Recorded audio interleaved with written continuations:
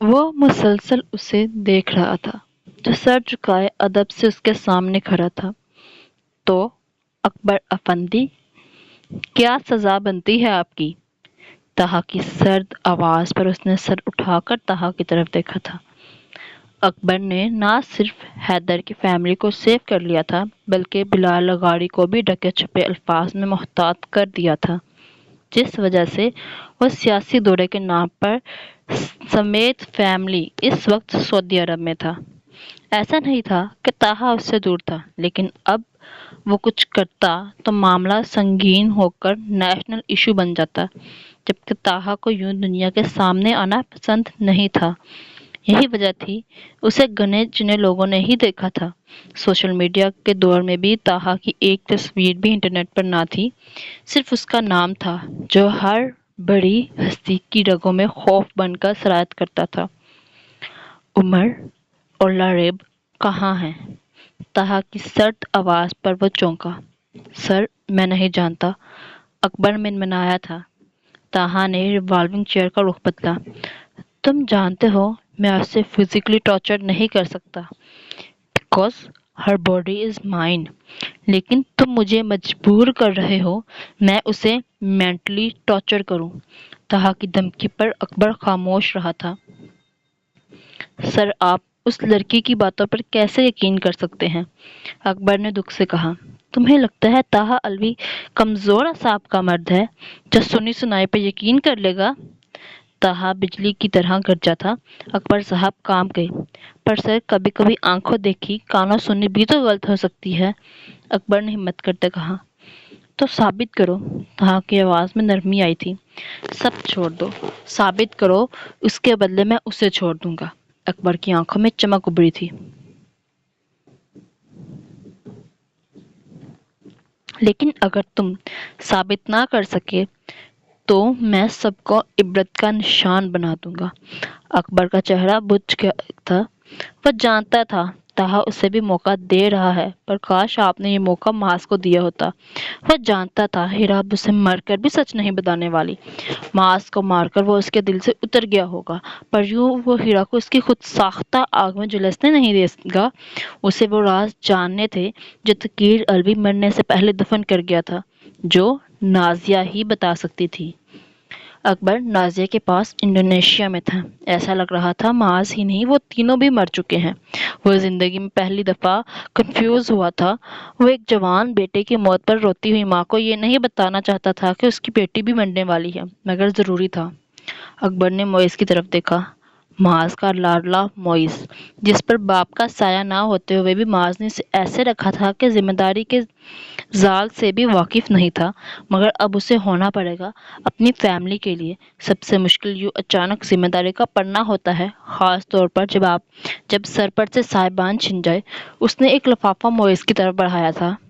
یہ تمہارا joining letter ہے، کل سے جوائن کر لینا۔ اکبر کی بات پر معیز نے چونک کر اسے دیکھا۔ تو کیا وہ انہیں الوی سے دور کر رہا ہے؟ ہاں مسٹر افندی، نازیہ کی پسمردہ آواز پر معیز کی سوچوں کا تسلسل ٹوٹا تھا۔ معاذ کا کیا گناہ تھا؟ وہ پوچھ نہیں رہی تھیں، وہ اسے شرمندہ کر کے شرمندگی کی گہری کھائی میں دھکیل رہی تھی۔ معیز مسکان، کمرے میں جاؤ۔ نازیہ کی باروب آواز پر وہ فوراً سے کمروں میں گئے تھے۔ وہ اکبر کا جھکا ہوا سر دیکھ سمجھ گئی تھی کہ وہ ان دونوں کے سامنے تو بالکل بھی نہیں بولے گا۔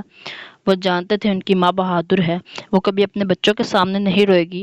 وہ دونوں بھی تو ایسے ہی تھے، بلکہ وہ چاروں ایسے تھے، اپنا غم اپنوں سے چھپانے والے۔ کمرے میں وہ دونوں رو رہے تھے، مگر صبر کے ساتھ۔ اللہ کی دی نعمت تھی اس لیے لے لی، مگر دل تھا کہ ابھی پھٹ جائے گا۔ صبر دنیا کا سب سے کڑوا گھونٹ ہے، جسے حلق سے اتارتے انسان کی روح تک جلنی ہو جاتی ہے۔ کیا گناہ تھا معاذ الوی کا؟ وہ دوبارہ سے بولی۔ ہیرا مرتضیٰ، اور یہ دو الفاظ کافی تھے ان کے لیے۔ انہوں نے اپنی آنکھیں میچ لی۔ کئی لمحے اکبر ان کے چہرے کو دیکھتا رہا۔ کرب کی ایک داستان روا تھی اس چہرے پر۔ پھر انہوں نے آنکھیں کھولی تو نہ غم تھا نہ کرب، بلکہ سکون تھا۔ اکبر اس ماں کے سکون پر حیران ہوا تھا جس نے اپنا 25 سالہ جوان بیٹا، جو ان کے گھر کا سہارا تھا، کھو دیا تھا، مگر وہ مطمئن تھی۔ اکبر گواہ رہنا، میرے بیٹے نے بیٹا ہونے کا حق ادا کر دیا۔ وہ بولی تو اکبر مزید الجھ گیا تھا۔ کیا لوگے؟ 1 گھنٹے بعد وہ اس کی مہمان نوازی کر رہی تھی۔ اکبر کو غشی کا دورہ پڑتے پڑتے بچا تھا۔ میم کی جان خطرے میں ہے، اس نے انہیں یاد دلایا۔ وہ حیدر علوی کی بیٹی ہے تو کیٹ علوی کے بیٹے کو سیدھا کرنا جانتی ہے۔ نازیہ نے مسکرا کر کہا۔ لڑیب ٹھیک ہے؟ اب ان کے انداز میں فکر تھی۔ میں نہیں جانتا، وہ مل نہیں رہی، اکبر نے افسردگی سے کہا، جبکہ نازیہ کا سکون بحال ہوا تھا۔ پریشان مت ہو، ہیرا نے اسے محفوظ مقام پہنچا دیا ہوگا۔ ان کے انداز میں اتنا یقین تھا کہ اکبر دنگ رہ گیا، مگر انہیں الہام نہیں ہوتے تھے۔ ہوتے تو جانتی کہ انسان کی لاکھ تدبیروں پر سب سے بڑے کارساز کی ایک تدبیر کاری ہوتی ہے۔ وہ وہاں سوالوں کے جواب لینے گیا تھا، مگر ذہنی الجھن کے ساتھ لوٹا تھا۔ سوال بڑھ گئے تھے۔ جہاز اپنی سیٹ کی پشت پر سر ٹکائے وہ مضطرب سے آنکھیں بند کیے لیٹا تھا، جب اس نے ایک جھٹکے سے آنکھیں کھولی۔ ان فوجیوں پر کبھی یقین مت کرنا اکبر، سالے مر بھی جائیں تو اپنا فرض نہیں بھولتے۔ اچانک اسے تو کیر علوی کی بات یاد آئی تھی۔ حیدر علوی، دنیا کو لگتا تھا وہ مر گیا ہے، مگر وہ تو جانتا تھا نا؟ نہیں، اس نے اپنی سوچ کی نفی کی۔ حیدر علوی سب جانتا ہو، مگر وہ اس جگہ کو چھوڑ کر نہیں آ سکتا۔ وہ نہیں جانتی تھی دن کون سا ہے، وقت کون سا ہے، دن ہے یا رات۔ اکبر نے اسے جب سے قید کیا تھا وہ اس کوٹری میں بند تھی۔ اب تو آنسو بھی خشک ہو چکے تھے۔ خوف و ہراس کا یہ عالم تھا کہ وہ اپنے ہی سائے سے ڈر رہی تھی۔ جب جب دروازہ کھلتا اسے اپنی سانسیں بند ہوتی محسوس ہوتی تھی۔ ہیرا سے نفرت اسے کس مقام پر لے آئی تھی، مگر اس قید نے اس نفرت کو کم نہیں کیا تھا، بلکہ اس میں اضافہ کیا تھا۔ ہیرا مرتضیٰ، میرے ساتھ جو ہوگا سو ہوگا، مگر سکون تمہارا بھی نہیں بچا ہوگا۔ اپنی تکلیف کے غم کے بجائے اسے ہیرا کی تکلیف میں خوشی ہونے کی خوشی تھی۔ اکبر صاحب نے اس پر بہت غصہ کیا تھا، چلا کر دمکا کر گئے تھے۔ وہ یہ تو نہ جان سکی کہ کیا ہوا ہے، مگر اتنا ضرور جان گئی تھی، طاہا نے اس کی کہانی پر یقین کر لیا ہے۔ جب معاذ کو تکلیف دینے پر وہ اس کا جینا حرام کر سکتا ہے، تو اتنے بڑے دھوکے پر طاہا علوی نے ہیرا کا کیا حال کیا ہوگا؟ اس کے وہم و گمان میں بھی نہیں تھا کہ اس سب کی زد میں معاذ بھی آیا ہے۔ وہ معاذ کے ساتھ اپنے روشن مستقبل کے خواب سجاتی اس کے انتظار میں تھی، جو کبھی ختم نہیں ہونا تھا۔ طاہا مسلسل اسکرین پر اسے دیکھ رہا تھا، جو نماز سے فارغ ہو کر اب بیڈ قرآن سے سر ٹکائے بیٹھی تھی۔ اس کے چہرے پر اس قدر سکون تھا کہ طاہا کا سکون برباد ہو چکا تھا۔ طاہا سمجھ نہ سکا۔ وہ 2 دن بے ہوش رہی تھی۔ اس کے بعد سے جب اسے ہوش آیا تھا، نہ اسے وقت بتایا گیا تھا، نہ دن نہ پہر، تو کیسے اس نے عصر کی نماز وقت پر پڑھ لی تھی؟ اس کے ہونٹ مسلسل ہل رہے تھے۔ تقریباً 2 گھنٹے سے وہ اسی طرح بیٹھی بس پڑھے جا رہی تھی۔ وقفے وقفے سے سیاہ آنکھوں کے گوشے سے موتی بے مور ہوتے اس کے حجاب میں جذب ہو رہے تھے، جو طاہا علوی کے دل پر خنجر کا کام کر رہے تھے۔ اس نے اسکرین سے نظر ہٹا کر موبائل پر دیکھا، جہاں نیلم کی لاتعداد کالز تھی، مگر وہ اس سب سے فارغ ہو کر اس سے ملنا چاہتا تھا۔ وہ اٹھا اور اس کمرے کی طرف گیا جہاں ہیرا قید تھی۔ طاہا کے دروازہ کھولتے ہی اس کے ہونٹوں کی حرکت رکی، اور شکوہ کناں نظروں سے اس نے طاہا کو دیکھا۔ طاہا ایک ایک قدم لیتا اس کی طرف بڑھ رہا تھا، جبکہ وہ مسلسل بس اسے گھور رہی تھی۔ طاہا بیڈ کے پاس آ کر رکا تھا۔ مجھے اسی وقت طلاق چاہیے طاہا علوی۔ اس کے الفاظ لڑکھڑائے نہیں تھے، جبکہ رندی سی آواز اس کی بات کی نفی کر رہی تھی۔ جبکہ طاہا جب مشکل خود کو پرسکون کرتا آیا تھا، اس کی پیشانی پر لکیروں کا جال بنا تھا، مگر وہ چپ رہا۔ کیوں؟ اب تو تمہارا وہ منگیتر مر چکا ہے، اب کس کے پاس جانا ہے؟ الفاظ نہیں تھے، پگھلا ہوا سیسا تھا جو ہیرا مرتضیٰ کی روح تک کو جھلسا گیا تھا۔ وہ چپ رہی، مگر اس کی آنکھیں بول رہی تھی۔ اس کے چہرے پر تکلیف کے آثار نمایاں تھے۔ طاہا گرنے کے انداز میں بیڈ پر لیٹا تھا۔ ہیرا خود میں سمٹی۔ اگر تم بیڈ سے نیچے اتری تو سیدہ ارتضیٰ کو اس کا خمیازہ ادا کرنا پڑے گا۔ طاہا کے سپاٹ سے انداز پر اس کا وجود ہل تک نہ سکا۔ اس نے بے یقینی سے طاہا کو دیکھا تھا۔ طاہا نے اس کا بازو پکڑ ذرا سا جھٹکا دیا تو وہ کٹی پتنگ کی طرح اس کے سینے سے جا لگی۔ پلیز انہیں چھوڑ دو۔ ہیرا کا انداز ملتجی تھا۔ اگر تم نے مجھے دھوکہ نہیں دیا ہوتا تو سوچا جا سکتا تھا بیوی، مگر بولتے طاہا نے اس کا جبڑا پکڑا۔ تکلیف سے آنسو بے مول ہوتے طاہا کے چہرے پر گرنے لگے تھے۔ مسئلہ پتہ ہے کیا ہے بیوی؟ تمہارا یہ جو وجود ہے وہ میرا ہے، اس لیے تمہیں سزا نہیں دے سکتا، مگر میں الوی ہوں اور الویز کبھی معاف نہیں کرتے۔ ٹھہر ٹھہر کر بولتے وہ اسے انگاروں پر گھسیٹ لایا تھا۔ ہیرا نے نہ کوئی جواب دیا نہ مزاحمت کی، مگر اس کے آنسو ایک پل کے لیے بھی نہیں تھمے تھے، جو طاہا کے اشتعال میں اضافے کا باعث بنے تھے۔ ہیرا نے اس دن جانا تھا تو کیر الوی نے کیوں اتنی سی عمر میں اسے وہ سب سمجھا دیا تھا جس وجہ سے اسے ہر مرد سے نفرت ہو گئی تھی، مگر تو کیر الوی کہاں جانتا تھا اس کی شہزادی کے نصیب میں مرد کی بدترین قسم آئے گی، جس نے نہ صرف اسے توڑ دینا تھا بلکہ خود بھی ریزہ ریزہ ہو جانا تھا۔ عمر ہیر سے بات نہیں ہو پا رہی، لاریب نے افسردگی سے کہا۔ عمر جو کچن میں ناشتہ بنا رہا تھا ناشتہ تیار کر رہا تھا، اس کی بات پر چونکا۔ اس کی گھڑی پر کوشش کرو، عمر نے ایک امید سے کہا۔ نہیں ہو رہا، وہ ہانسی سے ہوئی۔ عمر نے جلدی سے گیس بند کیا اور اس کی طرف لپکا۔ اس نے کئی دفعہ لاریب کی گھڑی کو ہیرا کی گھڑی سے کنیکٹ کرنے کی کوشش کی مگر ناکام رہا۔ لاریب اس کو اس طرح پریشان دیکھ الجھ گئی تھی۔ عمر نے جیب سے اپنا موبائل نکالا جو بند تھا۔ یقیناً جب وہ گرے تھے تب بھی ٹوٹا تھا، مگر لاریب کی فکر میں اس کا دھیان اس طرف گیا ہی نہیں تھا۔ اس نے لاریب کے موبائل سے ارتضیٰ کو کال کی جو تیسری بیل پر اٹھا لی گئی۔ ہیلو ابو۔ وہ ابھی اتنا ہی بولا تھا کہ دوسری طرف کہی گئی بات پر اس کے ہاتھ سے فون گرتے گرتے بچا۔ عمر معاذ مر چکا ہے۔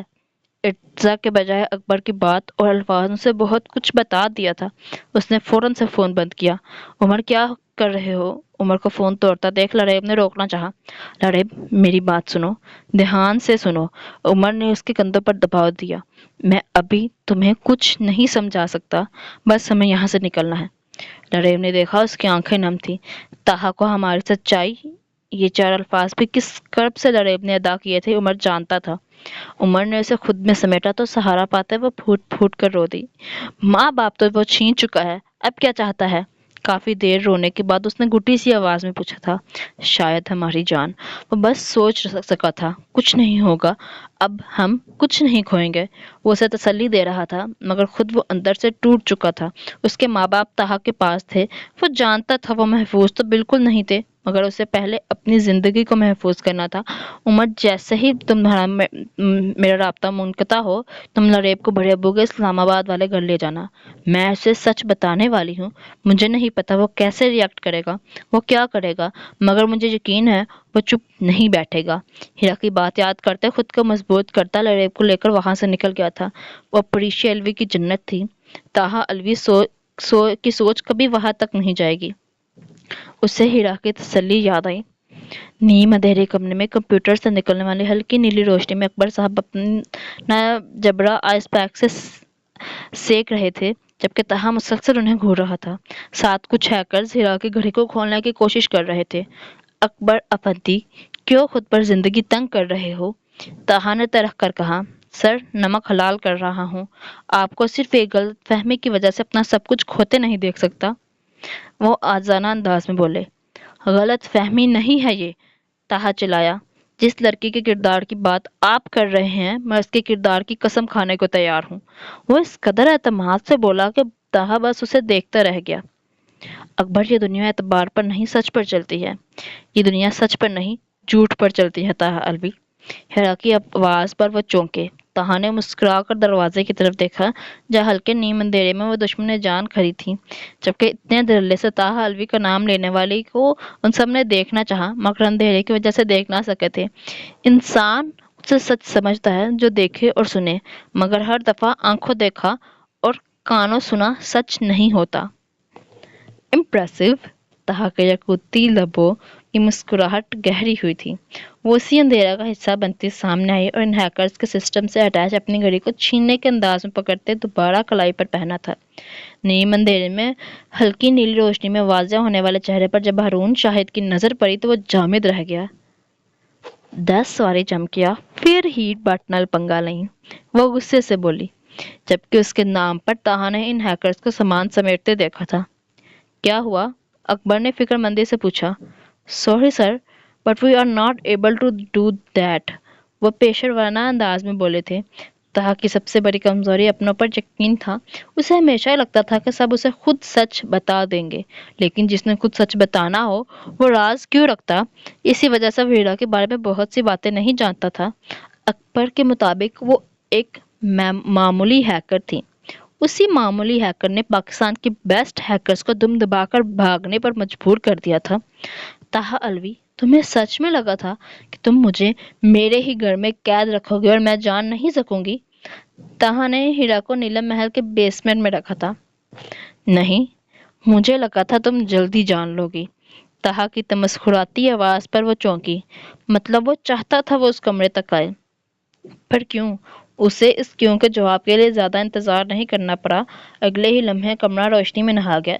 एक दफा तो हीरा की आंख के लिए आंखें खोलना मुश्किल हो गया। जब आंखों को रोशनी की आदत हुई तो हीरा ने शिद्दत से दुआ की वो अंधी होती। सामने दीवार की स्क्रीन पर इर्तजा का घर नजर आ रहा था, जिससे बड़ी बड़ी आग की लपटें घिरे हुए थी। पूरा घर जहन्नम का मंजर पेश कर रहा था। कितने ही पल याद करते आंखों में मिर्चें घुलने लगी थी। उसने पानी से लबालब आंखों के साथ ताहा को देखा, जिसका चेहरा सपाट था। ताहा और अकबर वहां रखी बहुत सी कुर्सियों में से दो पर बैठे थे। फिर दूसरी स्क्रीन पर नजर गई तो वो कांप गई। स्क्रीन पर इर्तिजा मंजिल के हाल का मंजर नुमाया था, जहां हर तरफ आग की लपटें थीं और हाल के वसत में इर्तिजा और सईदा जख्मी हालत में अधमुए पड़े थे। वो बेसुध से फर्श पर पड़े थे और चारों तरफ फैली आग इनको दायरे की सूरत में अपनी लपेट में लेने के लिए मचल रही थी। ताहा, नहीं प्लीज, तुम्हारी गुनाहगार मैं हूं, मुझे सजा दो, उन्हें छोड़ दो। हीरा ने इसका बाजू पकड़ते मुल्तजी से अंदाज में कहा। Just think about me. ऐसी हालत में उसके प्यार से बोले गए एक जुमले ने जहां हीरा को साकित किया था, वहीं अकबर भी शल रह गया था। तुम्हारा दिमाग खराब है, वो मर जाएंगे। हीरा हलक के बल चिल्लाई। आ आ आ ताहा ने उसके होंठों पर उंगली रखकर उसके कमर में हाथ डाल उसे अपने करीब किया था। कैप्टन हीरा मुर्तजा, ठहर ठहर कर बोलते हुए अकबर को साकित कर गया। वो हिल तक न सका था। वहीं हीरा की स्याह बड़ी बड़ी आंखें बाहर निकलने को थी। हैदर अलवी की मुहब्बे वतन बेटी, या एजेंट 7, इत्मीनान से बोलते हुए हीरा के चेहरे पर उंगली से उसके नकूश ट्रेस कर रहा था, जबकि हीरा को जिंदगी में पहली दफा अपना दिमाग मफलूज होता महसूस हुआ था। अकबर, अब क्या तुम पूरी मूवी देखोगे? उसने कड़क लहजे में कहा तो अकबर शौक से बाहर आया था। I said out. ताहा की सर्द बेलचक आवाज पर अकबर शल वजूद के साथ बाहर निकला। अब सिर्फ हीरा थी, ताहा था और दिल दहला देने वाला मंजर, जिसमें छत से लगा फानूस आग में झुलसकर सईदा और इर्तजा पर गिरने वाला था। हर तरफ आग थी, हर चीज झुलस रही थी। वो कयामत का होलनाक मंजर था जो इससे बहुत दूर था, मगर हीरा का अपना वजूद झुलसता महसूस हो रहा था। ताहा प्लीज, उन्हें छोड़ दो। हीरा गिड़गिड़ाने लगी थी। उसकी आंखों से निकलते आंसू और मुल्तजी अंदाज ताहा के अंदर भड़कती आग को हवा दे गए थे। ताहा ने सख्ती से अपनी उंगलियां उसके बाजू में गाड़ी तो वो कड़ा कर रह गई। मैंने कहा सिर्फ मुझे सोचो। वो चिल्लाया तो हीरा के आंसू लड़ी की सूरत बहते उसके हिजाब को गीला करने लगे थे। ताहा प्लीज, वो मर जाएंगे। रंदीसी आवाज में मुल्तजी से अंदाज में कहती हीरा कहीं से वो हीरा नहीं लगी जो उस पर रोब झाड़ती थी। मर जाने दो, तुम बस इतना याद रखो कि तुम्हारे पास सिर्फ मैं हूं। एक पल को वो उसकी सफाकी पर हीरा के आंसू तक थम गए थे।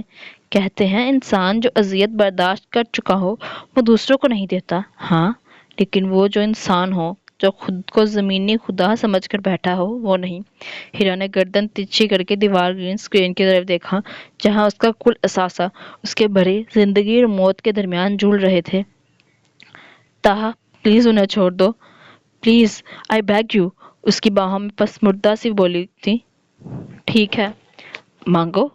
सर्द सपाट आवाज पर हीरा ने हैरत का जहां लिए उसके चट्टानों से सख्त असरात लिए चेहरे को देखा था। शिद्दत से कुछ टूटा था उसके अंदर, दोबारा कभी ना जुड़ने के लिए। हीरा ने उसकी गिरफ्त में ही अपने हाथ पार करने चाहे तो ताहा ने उसके हाथ पकड़े थे। ऐसे नहीं, तुम्हें तो भीख मांगनी भी नहीं आती, ताहा ने अफसोस से कहा। हीरा ने जब्त से आंखें मीच ली थी। ये वो लड़की थी जिसने मास्क के बचपने में की गई गलती पर दोबारा उस घर में कदम नहीं रखा था। आज अपने ही घर में अपने ही शोहर से ऐसी जिल्लत मिल रही थी जो कभी जिंदगी में नहीं सोची थी।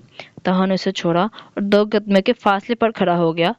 ہیرا نے اسکرین کی طرف دیکھا جہاں آگ کی لپٹوں سے گھرا جھومر کی رسی جھلس رہی تھی جس کے نیچے وہ دونوں کراہ رہے تھے۔ ارتضا جس نے اس کے منہ سے نکلنے والی ہر بات کو حرف آخر جان کر مانا تھا، سیدہ جو ہر اس وقت میں اس کے ساتھ رہی تھی جہاں اسے ماں کی ضرورت تھی، ان دو نفوس کی وجہ سے تو اس نے کبھی خود کو یتیم محسوس نہیں کیا تھا۔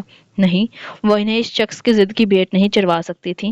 وہ حیدر علوی کی بیٹی کو اپنے سامنے جھکانا چاہتا تھا تو وہ جھکے گی، کیونکہ اس وقت وہ کسی علوی کی بیٹی نہیں بس ارتضا کی ہیر تھی، اور طاہا نے آنکھیں پھیلائے اسے جھکتے دیکھا تھا۔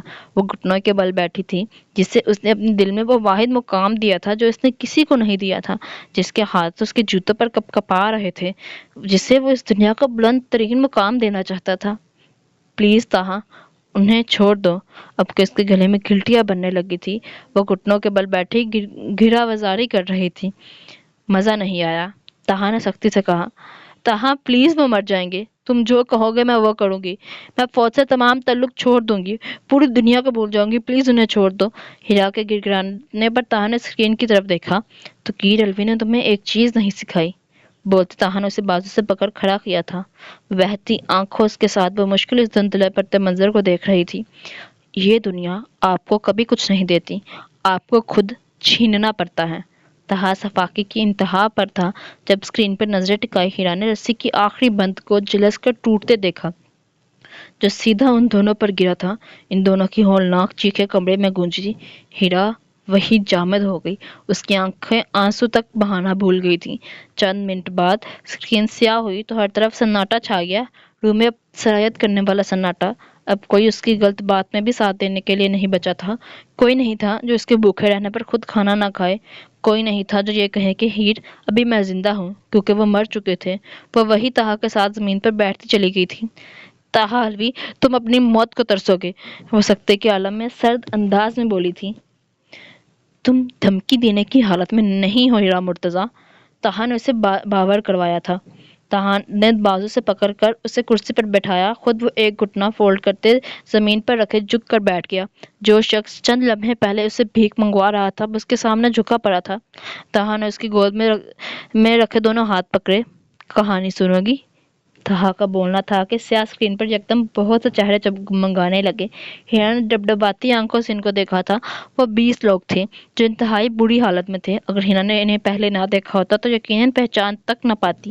طاہا نے وہی زمین پر سیدھا ہوتے اس کی گود میں سر رکھ لیا تھا، جبکہ ہیرا کا وجود ہولے ہولے لرز رہا تھا۔ اسے اپنی جان کی پرواہ نہیں تھی، کیونکہ وہ جانتی تھی کہ طاہا اسے جان سے نہیں مارے گا، مگر اسے ان 20 لوگوں کی پرواہ تھی جسے اس مشن میں اس نے گھسیٹا تھا، جن میں سے 5 تو اپنے ماں باپ کی اکلوتی اولاد تھے، تو کسی کے بچے بھی اتنے چھوٹے تھے کہ ان کا نام تک نہیں یاد کر سکتے تھے۔ ان کے پیچھے ان کے خاندان تھے جو ان کے سہارے پر تھے۔ تو کہانی شروع کہاں سے کرے؟ بولتے طاہا نے اپنے گلے میں اس کے دونوں ہاتھ رکھے تھے۔ ہیرا نے چونک کر اسے دیکھا۔ تم اس پوزیشن میں نہیں مس مرتضیٰ کہ میرا گلا دبا سکو۔ طاہا نے اس کی سیاہ ہراساں سی آنکھوں میں اپنی گرے وحشت زدہ آنکھیں ملا کر کہا تو وہ رونا تک بھول گئی۔ تو کہاں تھے ہم؟ ہاں، کہانی پر۔ کہانی شروع ہوتی ہے آج سے 11 سال پہلے، جب رئیس علوی نے تمہیں دھتکارا تھا۔ اب وہ بول رہا تھا، ہیرا لرزتے وجود برستی آنکھوں کے ساتھ اسے سن رہی تھی۔ تم نے سکیر علوی سے وعدہ کیا تھا کہ انہیں خود کو اپنانے پر مجبور کر دو گی، مگر جو راہ چنی وہ غلط تھی۔ مما کی موت پر تمہیں پتا چلا کہ تمہارے بایولوجیکل فادر کا قاتل میں ہوں، تب تم نے یہ پلان بنایا تھا۔ Beside apart, your plan was awesome. Taha نے دل سے تعریف کی۔ اپنی سو کالڈ نارملٹی اور حیدر علوی کے نام کا استعمال کر کے تم نے پاک فوج کی one of the youngest soldier بنی۔ تو کیر علوی کی ٹریننگ اور فوج کی ٹریننگ کے دوران مسلسل تمہاری توجہ میری بربادی پر تھی۔ طاہا نے اس کے بازو کو جھٹکا دیا تو وہ کٹی ڈال کی طرح اس کے سینے سے لگ گئی تھی۔ مگر اس کی ضرورت تو تمہیں تھی نہیں، تمہارا یہ قاتلانہ حسن ہی کافی تھا مجھے برباد کرنے کے لیے۔ اس سے پہلے کہ تم کچھ کرتی تو کیر علوی مر گیا۔ Thanks to me. طاہا کے مسکرانے پر وہ منہ پھیر گئی تھی۔ اس کی مسکراہٹ پل میں غائب ہوئی تھی۔ وہی اسکرین پر نظر آتے محسن محمود کی پیشانی پر گولی لگی اور وہ وہی جام شہادت نوش کر گیا تھا۔ ہیرا نے کانپتے طاہا کی طرف دیکھا جس کے تاثرات اب سپاٹ تھے۔ میں صرف ایک دفعہ بتاتا ہوں، دوسری دفعہ عمل کرتا ہوں۔ ٹھہر ٹھہر کر بولتے وہ ہیرا کو خوفزدہ کر گیا تھا۔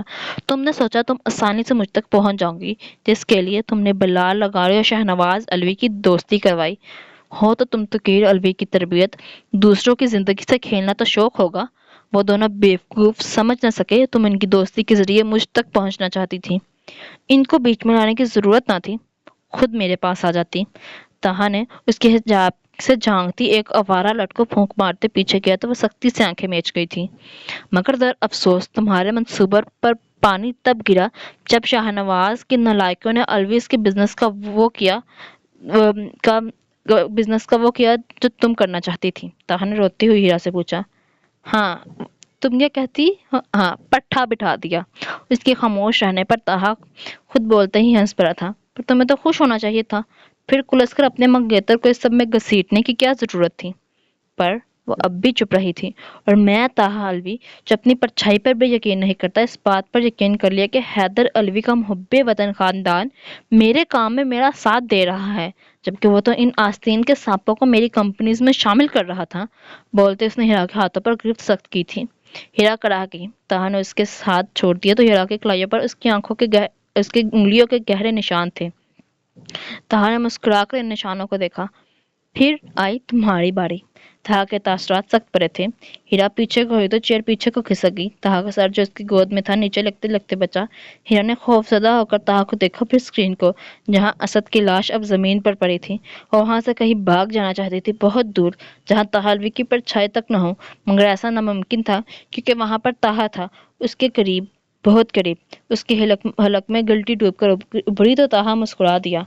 یہ ڈر بھی عجیب سا نشہ ہے، دل کی گہرائیوں تک سکون پہنچاتا ہے۔ تہا نے اٹھتے کہا، جبکہ ہیرا ہل تک نہ سکی تھی۔ پہلے میں تمہاری آنکھوں میں اپنے لیے محبت دیکھنا چاہتا تھا، پر وہ کیسے ہوتی؟ وہ تو تم اپنے منگیتر سے جو کرتی تھی۔ بٹ ٹرسٹ می، یہ ڈر، یہ خوف مجھے زیادہ سکون دے رہا ہے۔ سختی سے بولتے تہا نے اس کی توجہ اسکرین کی طرف کروائی، جہاں لاہور اسٹیشن نظر آ رہا تھا۔ کیا خوب جگہ چنی تھی تم نے نا؟ وہ دل پر ہاتھ رکھتے بولا تھا۔ ٹوٹل فلمی سین، اسٹیشن پر ہوئی اچانک ملاقات۔ تہا نے اس کے کندھے پر ہاتھ رکھتے دباؤ ڈالا تھا۔ مگر افسوس تم مجھے اپنے آگے پیچھے نہیں گھما سکی۔ تہا نے ایسے کہا جیسے کتنا ہی دکھ ہوا تھا۔ پھر تم دونوں نے اپنا کام شروع کیا۔ ٹرسٹ می وائف، تمہیں مجھے اپنی طرف متوجہ کرنے کے لیے یہ پکڑم پکڑائی کھیلنے کی ضرورت نہیں تھی۔ پہلے پنجاب پھر اسلام آباد بھاگنے سے اچھا تھا تم بس مجھے بول دیتی، تہا علوی میرے ساتھ رہو۔ قسم سے وہاں سے ہل جاتا تو بات تھی۔ تہا کو اپنی گرفت میں موجود اس کا وجود ٹھنڈا پڑتا محسوس ہوا تو اسے یاد آیا اس کے گنہگار ہونے کے ساتھ ساتھ ہیرا مرتضیٰ اب نارمل کیس بھی تھا، جو دماغ پر زیادہ دباؤ برداشت نہیں کر پاتی تھی۔ تہا نے اس کی طرف دیکھا، جس کے چہرے پر خوف سے اے سی میں بھی پسینے کے قطرے تھے، اور وہ آنکھیں غنودگی میں جا رہی تھی۔ تم نے بہت استعمال کر لیا میری محبت کا ہیرا مرتضیٰ، اب میری باری۔ بولتے اس نے ہیرا کے نیم بے ہوش وجود کو باہوں میں لیا اور اپنے کمرے میں آ گیا، جس کی ہر چیز اس نے بدل دی تھی۔ اپنا وہاں پر ہیرا کی 20 تصاویر سے بنی ایک تصویر تھی، نہ اس کی کوئی پرانی یاد جس سے وہ ماس کو یاد کر پاتی۔ مگر تہا بھول گیا تھا، جو دل میں بسے ہیں وہ مر کر بھی نہیں مرتے، اور جو دل سے اتر جائیں وہ پاس ہو کر بھی دور ہو جاتے ہیں۔ آئی ہوپ آپ سب کو یہ ایپیسوڈ پسند آئی ہوگی، اور مجھے آپ ضرور بتائیے گا آپ کو تہا کا یہ ریاکشن کیسا لگا۔ اللہ حافظ۔ آپ کمنٹ ضرور کریں، اتنی محنت سے میں وائس اوور کرتی ہوں۔